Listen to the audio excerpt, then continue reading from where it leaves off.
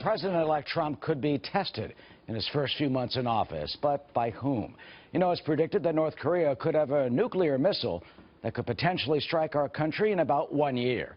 You know, ISIS could, of course, launch a terrorist attack here at home. And Russia is already making waves. The Kremlin spokesman calling on Mr. Trump to pull NATO troops from the Russian border.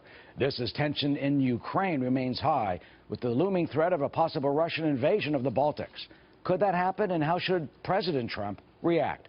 Joining us now is Ambassador John Bolton, as always, a former U.S. ambassador to the United Nations, Fox News contributor, senior fellow at the American Enterprise Institute, who's been mentioned on the short list as a possible Trump Secretary of State. Well, Ambassador, Mr. Trump is not even in office yet, and Moscow is already piping up. The spokesman for Putin, Dmitry Peskov, is calling on Mr. Trump to withdraw the forces from the Russian border to, in Moscow's words, quote, show a kind of détente in Europe. Do you think that's possible? Do you think he'll do that? What message would there be if indeed that did happen? Well, of course we should not withdraw troops from any NATO country. The decision was made to bring these countries into NATO. It was the right decision.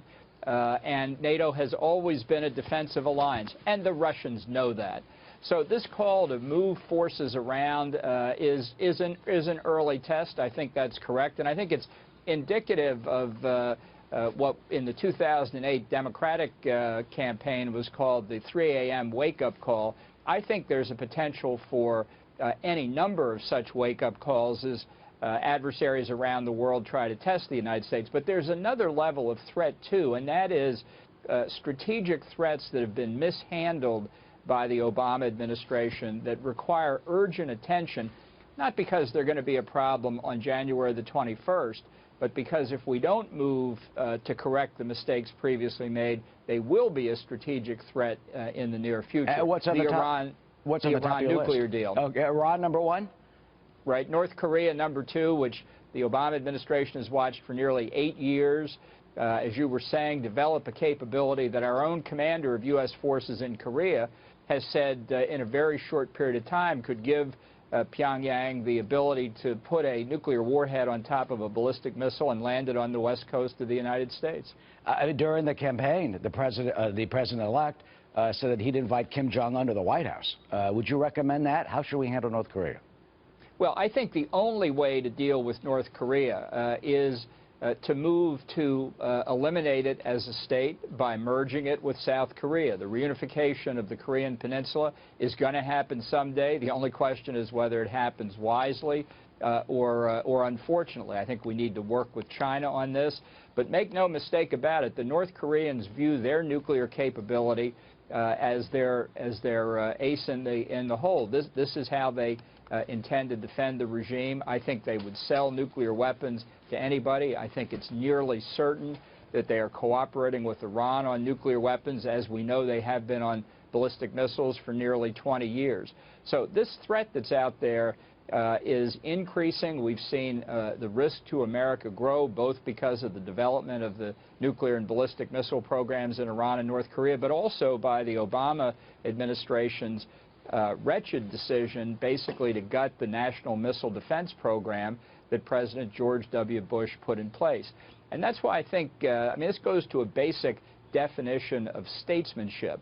Statesmanship isn't waiting until something bad happens and then responding well. It's saying today, what are the threats that could occur a year from now or 5 years from now, and positioning the United States to forestall those threats from ever taking place. And I can't think of a worse threat that's actually fairly imminent than nuclear weapons in the hands of rogue states like North Korea and Iran. Well, and speaking of Iran, finally, I mean, you know those boats that are harassing our naval forces in the Persian Gulf? The Obama administration's plan had been to try to wave them off with loudspeakers or warning shots.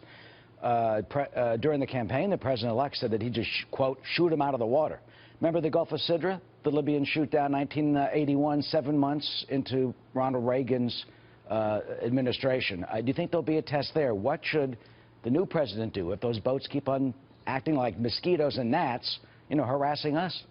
Well, I think they almost surely will. And you'll recall, very similar to the 1981 Gulf of Sidra incident, the Chinese harassment of the EP-3 plane off Hainan Island early in the George W. Bush administration. I think it's guaranteed.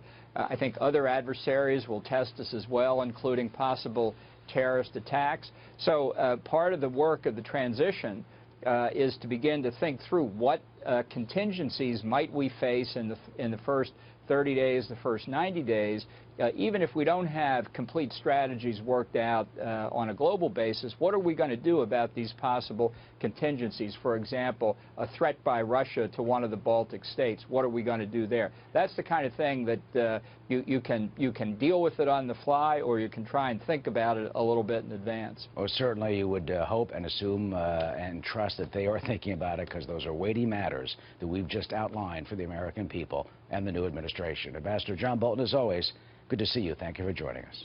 Thank you, Eric. Of course.